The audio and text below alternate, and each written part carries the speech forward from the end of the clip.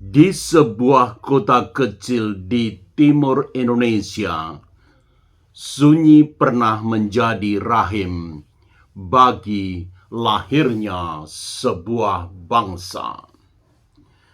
Namanya adalah Ende, sebuah kota di Pulau Flores yang mungkin tampak sederhana.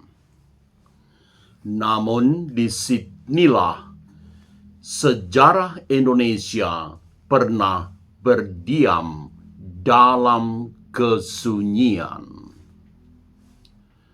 Saya datang ke tempat ini bukan sekedar sebagai pengunjung, melainkan sebagai salah satu peserta dari program yang dimiliki oleh Universitas Gadjah Mada, namanya Professors Go to Frontiers. Sebuah perjalanan yang bukan hanya geografis, tetapi juga sebagai perjalanan batin. Filosofi sunyi. Selamat datang di channel Filosofi Sunyi. Tema hari ini, Ende, sunyi yang melahirkan Pancasila. Tahun 1934 hingga 1938, seorang tokoh bangsa diasingkan ke tempat ini oleh pemerintah kolonial Belanda. Namanya Soekarno. Ia dijauhkan dari pusat kekuasaan, diputus dari hiruk pikuk pergerakan. Namun justru dalam keterasingan itulah Soekarno menemukan sesuatu yang jauh lebih dalam, yakni pemikiran yang berisi arah bagi sebuah bangsa. Di sebuah rumah sederhana di Jalan Perwira, Soekarno tinggal bersama istrinya, Ibu Inggit Karnasih, mertuanya, dan anak angkatnya. Kini rumah itu menjadi saksi bisu. Tempat tidur, biola, lukisan yang masih ada di situ bukan sekedar benda, melainkan jejak-jejak perenungan. Rumah itu mengajarkan satu hal, bahwa pemikiran besar tidak selalu lahir di ruang besar. Kadang justru di ruang sempit yang sunyi.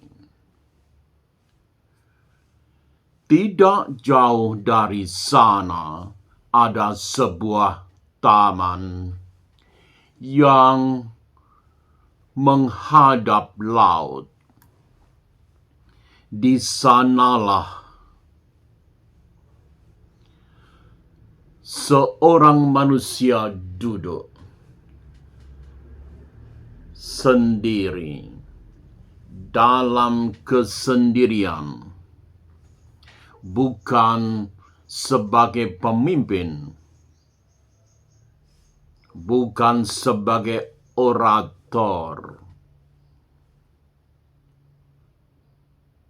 Ia berada di pengasingan. Karena itu, posisinya sebagai seorang pencari makna. Di bawah pohon sukun bercabang 5, ia merenung tentang manusia, tentang bangsa, tentang keadilan, tentang Tuhan, tentang persatuan. Dari permenungan itu lahirlah nilai-nilai yang kelak kita kenal sebagai Pancasila. Hari ini, pohon itu mungkin bukan lagi yang asli. Namun, pertanyaannya bukan apakah pohonnya masih asli, melainkan apakah kita masih mau berhenti sejenak dan merenungkannya. Ende disebut sebagai kota Pancasila.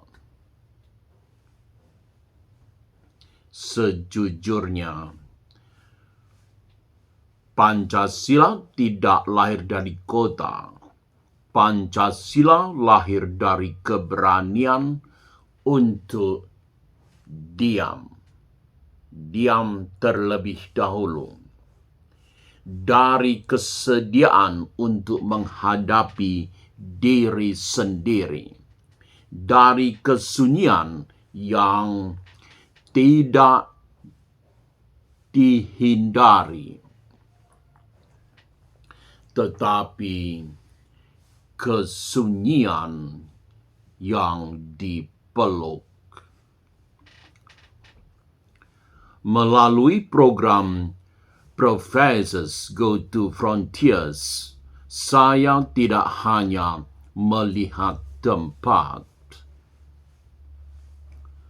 Saya hadir di situ untuk belajar memahami bahwa di tengah dunia yang bising, barangkali yang kita butuhkan bukan lebih banyak suara, melainkan lebih banyak ruang untuk sunyi.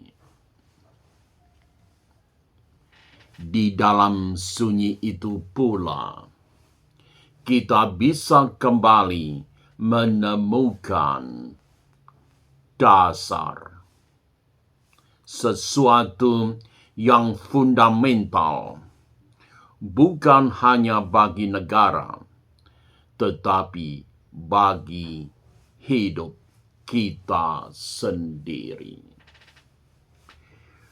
Filosofi sunyi. Tidak semua yang penting perlu dikatakan keras-keras.